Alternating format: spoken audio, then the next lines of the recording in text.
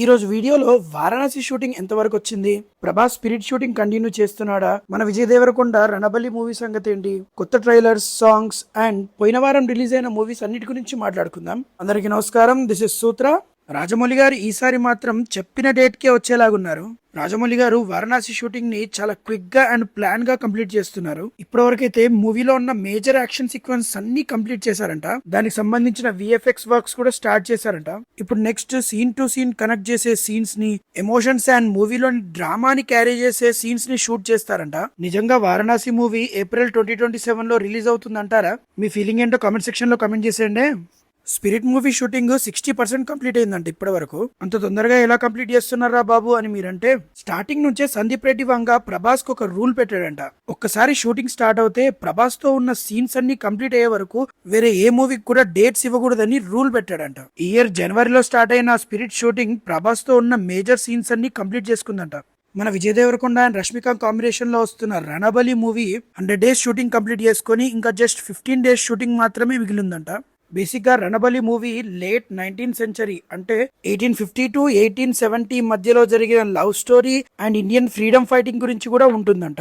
ఇక last week release అయిన movies గురించి మాట్లాడుకుంటే, స్పైడర్ మ్యాన్ మూవీ చాలా ర్యాపిడ్ గా వెళ్ళిపోతుంది. ఇండియాలో రిలీజ్ అయిన జస్ట్ 3 డేస్ లోనే 180 crores ని దాటేసింది కలెక్షన్స్ లో. ఇక వరల్డ్ వైడ్ కలెక్షన్స్ గురించి మాట్లాడుకుంటే మోర్ దాన్ 1000 crores ని దాటేసింది. నెంబర్స్ వైజ్ గా అవెంజర్స్ ఎండ్ గేమ్ మూవీకి చాలా క్లోజ్ గా వెళ్ళింది Spider Man brand new day. ఎంతైనా వరల్డ్ వైడ్ గా చూసుకుంటే అవెంజర్స్ కన్నా ఎక్కువగానే ఉంది స్పైడర్ మ్యాన్ కి fan base. Srinivasa Mangapuram movie అనుకున్నంత లెవెల్లో నడవట్లేదు. ఫ్యాక్షన్ బ్యాక్గ్రౌండ్ లో రిలీజ్ అయిన ఈ యాక్షన్ డ్రామా జనాలకి కాస్త రొటీన్ గా అనిపించింది. Jayakrishna performance and Ghattamaneni fan base తో ఓపెనింగ్ గట్టిగానే ఉన్న మూవీ మాత్రం అంత లెవెల్లో నడవట్లేదనే చెప్పుకోవాలి. సుమంత్ గారి న్యూటన్ థర్డ్ లో మూవీ ఒక పర్ఫెక్ట్ థ్రిల్లర్ గా థియేటర్స్ లో బాగానే రన్ అవుతుంది. 1990s టైమ్ లైన్ లో రన్ అవుతున్న ఈ మూవీ ఒక మంచి థ్రిల్లర్ గా ట్విస్ట్స్ అండ్ ఎమోషన్స్ తో మంచి ఎంగేజింగ్ గానే ఉంటుంది. మూవీలో మేజర్ గా నెగిటివ్ పాయింట్ ఏదైనా ఉందా అంటే అది ప్రొడక్షన్ అని చెప్పొచ్చు.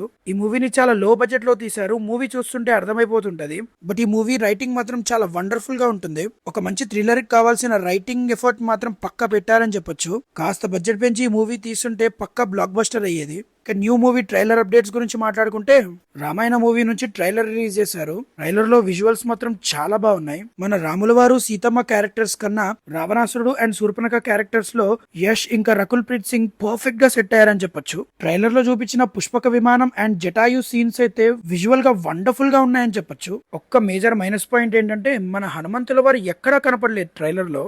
ఇక సర్దార్ 2 మూవీ నుంచి టీజర్ రిలీజ్ అయింది. టీజర్ చాలా ఎంగేజింగ్ గా అండ్ ఫుల్లీ యాక్షన్ బిల్డ్ గా ఉంది.